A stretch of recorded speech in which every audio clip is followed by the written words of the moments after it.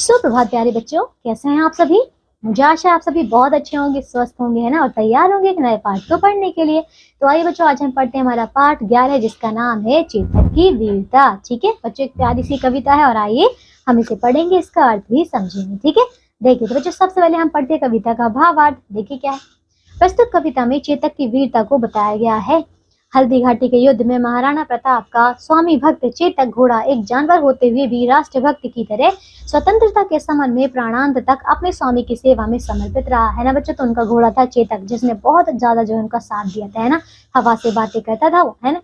यह चेतक की शौर्य गाथा है। कवि ने चेतक, साहस, निडरता और बिजली सी तेज गति के स्वाभाविक गुणों को वर्णित किया है। ठीक है, आप देखो यहाँ पे, फिर इसमें वीर रस है। तो आइए पढ़ते हैं यहाँ पे इस कविता को। देखिए, रणबीच चौकड़ी भर भर कर चेतक बन गया निराला था, राणा प्रताप के घोड़े से पड़ गया हवा को पाला था। तो बच्चों देखिए क्या कह रहे हैं। सबसे पहले इसका अर्थ ये कहते हैं कि अब जब हल्दी घाटी का युद्ध हुआ था तो रणबीच यानी कि उसके युद्ध के बीच में चौकड़ी भर भर कर चेतक बन गया निराला था, यानी कि वहां पर जो जैसे वो छलांगे लगा रहा था, जैसे वो उनका साथ दे रहा था, तो बच्चों ऐसे क्या हुआ उनका, मतलब अब वो एक अनोखा बन गया था, सबसे अलग, है ना, क्योंकि वो बहुत बलवान था, है ना। और देखिए, राणा प्रताप के घोड़े से पड़ गया हवा को पाला था, क्योंकि अब देख रहे हैं वहां पे वो हवा से बातें कर रहा था, हवा को काटते हुए आगे बढ़ता जा रहा था। ठीक है, इसके आगे बच्चों, गिरता न कभी चेतक तन पर राणा प्रताप का कोड़ा था, वह दौड़ रहा अड़ी मस्तक पर, यह आसमान पर घोड़ा था।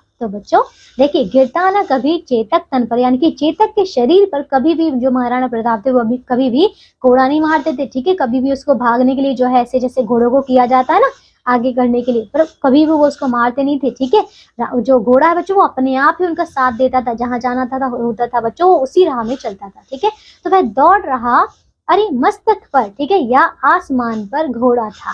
समझ गए बच्चों, वो ऐसा लग रहा था जैसे कि आसमान पर चल रहा हो।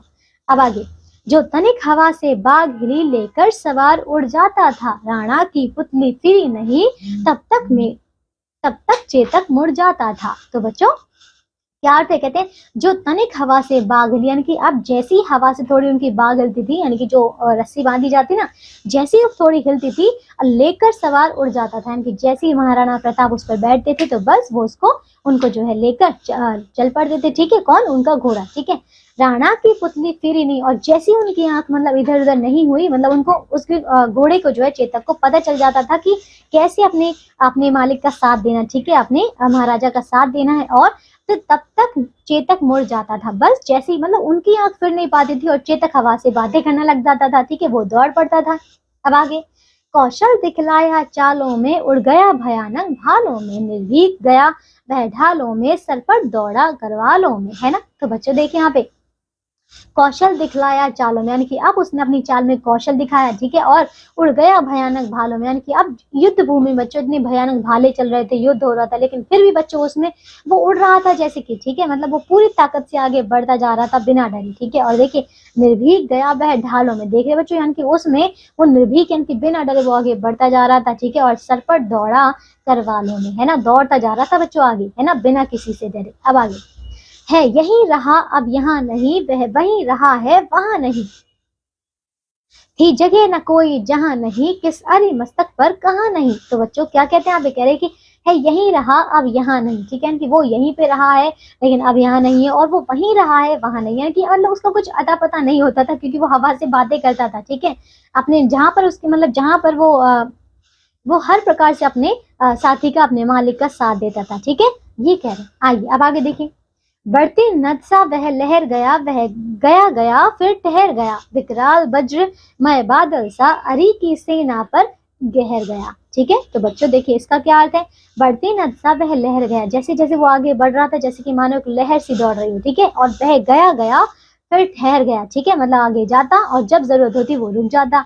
ठीक है, और विकराल वज्रमय बादल सा, यानी कि वो एक विकराल बादल सा बनकर, ठीक है, मतलब वो शत्रु थे बच्चों, शत्रु के ऊपर एक बादल सा कहर बनकर वो टूट रहा था और अरे की सेना पर ढहर गया। ठीक है, अब आगे, फिर भाला गिर गया गिरा निशंग, है टापों से खन गया अंग, वैरी समाज रह गया दंग, घोड़े का ऐसा देख रंग। तो बच्चों इसका अर्थ देखो, भाला गिर गया गिरा निशंग, यानी कि सब कुछ मतलब जैसे कि भाला गिर गया, निशंग गिर गया, सारे बच्चों जो हथियार थे सब कुछ उससे मतलब गिर गए, उसको नहीं लग पाया, ठीक है। और देखिए हटापो से खन गया अंग, और देख रहे बच्चों उनको, अब देखो जब वो उस युद्ध में जा रहा था बच्चों बिना रुके, ठीक है, और उसमें वो घायल भी हो गया था, ठीक है, घायल भी हो गया था, उसको कई सारे हथियार लगे थे, लेकिन देखिए वो फिर भी आगे बढ़ रहा था।